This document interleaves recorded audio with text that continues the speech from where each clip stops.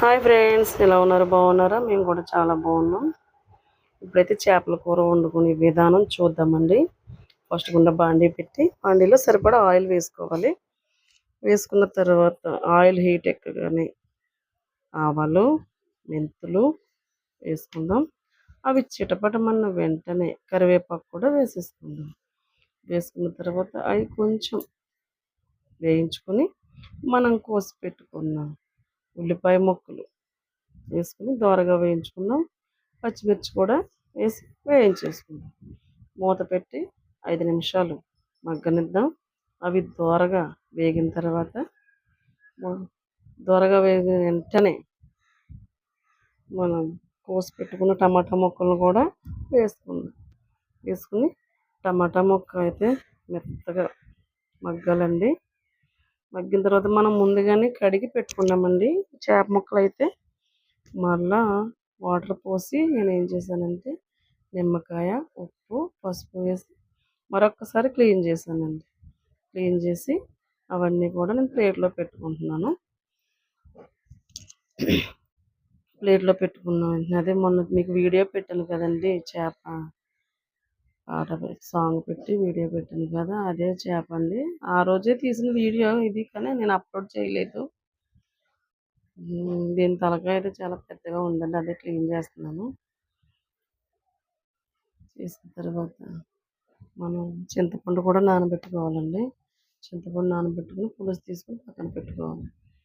ఉల్లిపాయ టమాటా మగ్గిన తర్వాత అందులో పసుపు, ఉప్పు, సరిపడా ఉప్పు, సరిపడా కారం వేసుకుని మరొక్కసారి గరిటతో తిప్పుకోవాలండి.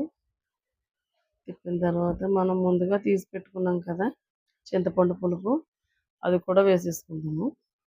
వేసుకున్న తర్వాత పులుపు ఒక్కటే సరిపోదండి, మళ్ళీ మనం వాటర్ యాడ్ చేసుకోవాలి. ముక్క ములగాలి కదా, మళ్ళీ వాటర్ పోసుకుందామండి. అది గరిటతో తిప్పి వాటర్ యాడ్ చేసుకుందాం. వాటర్ యాడ్ చేసుకున్న తర్వాత మూత పెట్టి 5 నిమిషాలు మరగనిద్దాము. అది మరిగేటప్పుడైతే మనం చేప ముక్కలు వేసుకుందాం. వాటర్ వేయడం అయ్యిందండి. ఇప్పుడు మరుగుతుంది. ఇప్పుడైతే ఇందాక కడిగి పెట్టుకున్నాం కదండి, ముక్కలు అయితే వేసేసుకుందాము. ఉప్పు, కారం, పసుపు అన్నీ టేస్ట్ చూసుకుందామండి, అన్నీ సరిపోయా లేదా అనేసి. ఇంకేం పడవు, అన్నీ కరెక్ట్గా సరిపోయి మనకైతే.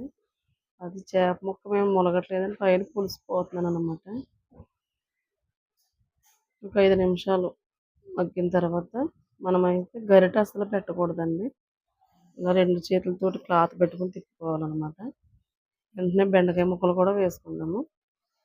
బెండకాయలు వేసి 5 నిమిషాలు మగ్గిన తర్వాత జీలకర్ర, వెల్లుల్లి దంచుకుందామండి. దంచి ముద్ద చేసి ఉదికి పెట్టుకుందాము.